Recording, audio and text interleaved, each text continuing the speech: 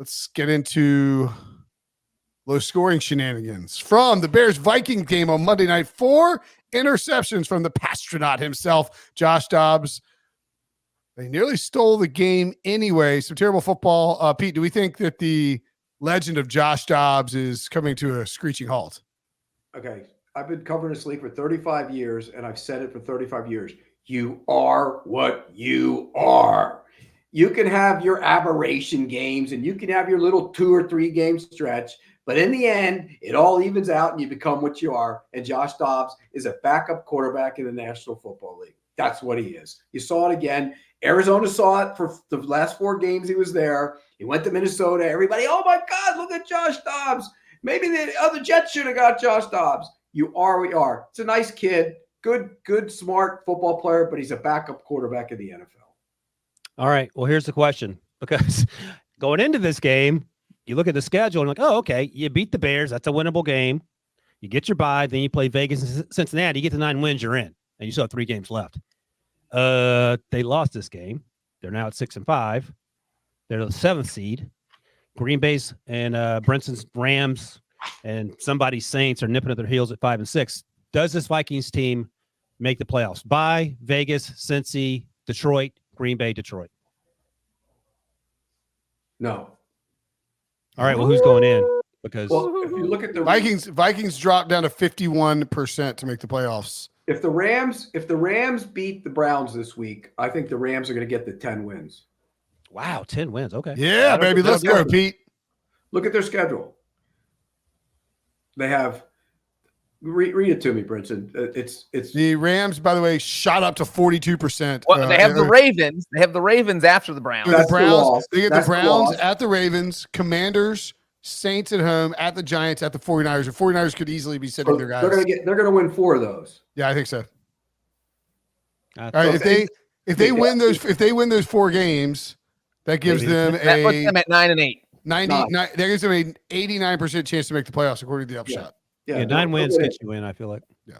9 wins might get you in, 10 definitely gets you in. 9 will definitely get you in the NFC. I mean that. By the way, Pete doing this thing where you are who you are. It reminds me of the 2011 season, and I think I started working at CBS. This is the first year I was working at CBS, I think. No, 2010 was your first year. 2010 was my first year. Yeah, that's right. That's right. Because Rodgers won the Super Bowl. But Rich was still in high school. But so like your first year, Wilson, working for CBS. You and I were working for CBS, and this is the year of Tebow mania, and like Pete was the last man standing. Like it was like Tebow. They won 6 straight games over the course of that season. And Pete was the only guy left, like being like, "No, this is fake magic bean bull crap. I'm not buying into it." And like the entire Twitter was huge then. Everyone on Twitter was like yelling at Pete every day, like, "Why do you hate fun? What's your problem?" And Pete's like, "He's a garbage player." And just like he would not give in, and you ended up being right. So I mean, like credit to you. But that was a fun. People in the league. Guys in personnel departments go up to me and they say, "You are the last man standing." Because I think Merle Hodge was he was one of the last ones as well. And then he kind of fell off and it was just me by myself. And I was the last one. You would get crapped on every Sunday when Tebow's pulling this out of his ass and like finding a way to win. And people would be like, "You curmudgeon, don't you like fun?" It's just Pete's like, "He's not a quarterback." You know what's crazy? I was talking to a former Broncos player at the Super Bowl one year. Had to be a kicker. Which kicker was it, Breach? And they said it was almost difficult to practice because Tebow was so bad at throwing the football. Was it Brady Quinn? If it was Brady Quinn. Stories are legendary. Yeah, Brady's got some great quotes about him. Just can't complete a pass against air. I don't know, but I will tell you this: during that time when I was doing drive time radio in Jacksonville, it was like gold for me. Tebow mania. It was because the whole town was going nuts, and I would be on the other side. They call me up. "I'm coming over to that radio station. I'm gonna kick your ass, Briscoe." I go, "Come on over." And that was Tim Tebow's dad, probably. No, he called about 4 or 5 times. He was mad at you. All right, Pete. Speaking of quarterbacks who may not have a future with their current team, let's look at the Chicago Bears. They won last night despite 2 fumbles from Justin Fields. If you, Pete, are the general manager of the Chicago Bears. Are you keeping Justin Fields? Are you sticking with him for 2024? Or are you hoping that you're going to use that Panthers #1 pick to take a quarterback? I don't have to make that decision right now. No, you have to make it right now on this podcast. Right now, I'd probably I'd keep him. But here's the thing. Really? You got to pay him in year 4 next year. Then you got to pay him big money or 5th-year option. I mean, do you? Here's what I'm doing. I'm changing my offense and building it around him. Right. What took so They long? don't build the offense around him. I think it needs to be more like what the Eagles do with Jalen Hurts. And let him – he's explosive with his legs. He's good when he gets outside. He made some good throws in the pocket last night. That last one to DJ Moore was a ripper, but he was wide open in the zone. Potential there for him. And so I'm always – be careful what you wish for. You know, 6 months ago, Caleb Williams was the next Patrick Mahomes. He's the greatest thing in the world. And he didn't play to that this year. Yeah, he did.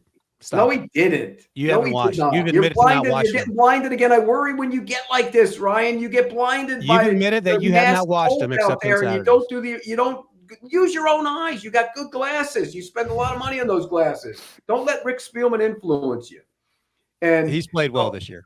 He hasn't. He had moments where he was really does special things. I'm not going to take that away from him, but he did not play well in a lot of games. He didn't. You're and wrong. so. You saying Justin Fields has been good all year? What's that? No, there were games where he was not good. He was just okay. No, he's asking you last about night. Justin He was Fields. just okay at times. He fumbled. Oh, I'm talking about Caleb Williams. I'm talking about Caleb Oh, Caleb Williams. Yeah. Oh, yeah, he's been fine. Yeah, and so you got to be careful what you wish for. So I think what I would do is I would change the offense to build it around Justin Fields. And everybody says go get Marvin Harrison. Marvin Harrison's a great player. This team needs help in a lot of spots. But you trade the #1 overall pick to a team that wants to come up and get a quarterback for multiple firsts is what you do. But wait a second, though. Where do they need help? Their offensive line is pretty good. They do need help. If you get a Marvin Harrison Jr., that's a difference maker, I feel like. Their defense has been better. Well, they have the #4 pick. Isn't DJ Moore supposed to be a difference maker? Yeah, but here's what I keep coming back to with Marvin Harrison Jr. I think about the young wide receivers, Josh Allen, Jalen Hurts. They got big-name quarterbacks that helped them elevate the offense. And I think that's – if you're sticking with Justin, and I don't hate that idea necessarily.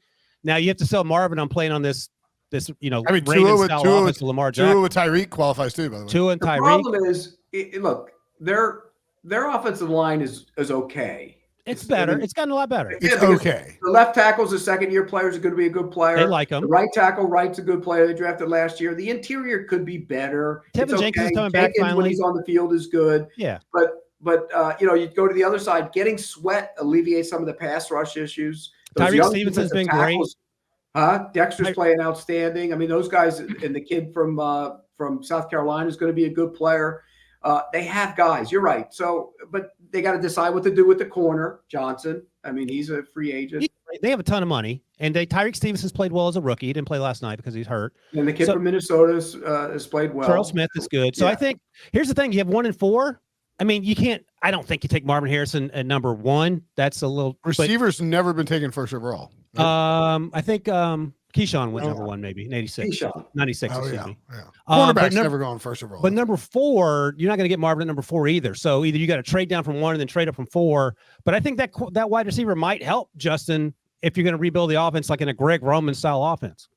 Well, if you trade down with the team at 2 or 3, and if it's Arizona, we don't know if they're going to be looking for a quarterback or not yet. But like the Patriots certainly could. If you trade it, you would have.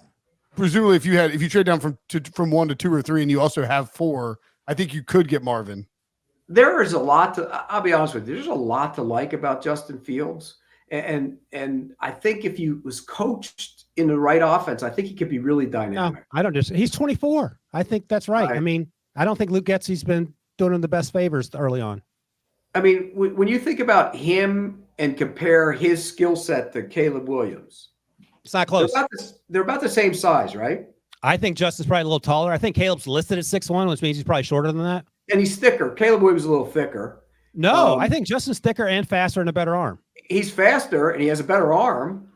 I just don't think you give up on him. I'm fine with that. Again, it's risky because if the other kid goes out and becomes something special, then you blew it on him. But Right. I would stick with Justin Fields. I'll say this. I probably like Justin Fields and some of his abilities more than most people do. I think people like the Which is ability. It's odd. just been the inconsistency. He's got 2 months to figure it out. I think with the right system, he could be good passer too. It's just to me, it's just odd that you. I mean, I'm surprised that you're the one who likes Justin Fields because he doesn't necessarily. Fit He the hadn't Pete flashed prototype. in the passer, like he hadn't flashed in the pocket. He's relied on his There legs. are reasons for it though. Now that Sure. he gets DJ Moore, he's a better passer. When he didn't have DJ Moore, he forced the ball. He was a kid running around, and I think the injury, missing that time, set him back again. I just think we haven't had a chance to really evaluate him. There is a lot to like, but coming out of the school, you saw that in college, just like you saw it from Caleb Williams. No, I don't disagree. Wilson. Yeah. Am I supposed to ask a question? No, you're not. I've got a question for you. Oh, okay. TJ Watt and 2 first-round picks for the number Oh, one yeah. overall pick. So Who Muso's says bringing no? up my draft question. I asked Pete that a couple days ago, and I think Pete actually I haven't spoken to anyone. Former Steelers player, CBS Sports HQ Bears fan anchor, or Pete Prisco that wouldn't take that. If you're the Bears, If 2 I'm the first rounders, Bears, I'm and taking that. you're the Bears, you're taking it, right? Yeah. Turns out, Joe Musso, Kenny Pickett's fixed. All he had to do was fire the offensive coordinator and play All he had to do was play the Bengals. and play the Bengals. That's right. Kenny Pickett looked good the other day though. He did. He looked a lot better. But his All Mitch right. will tell you that defense ain't exactly setting the world on fire No. right now.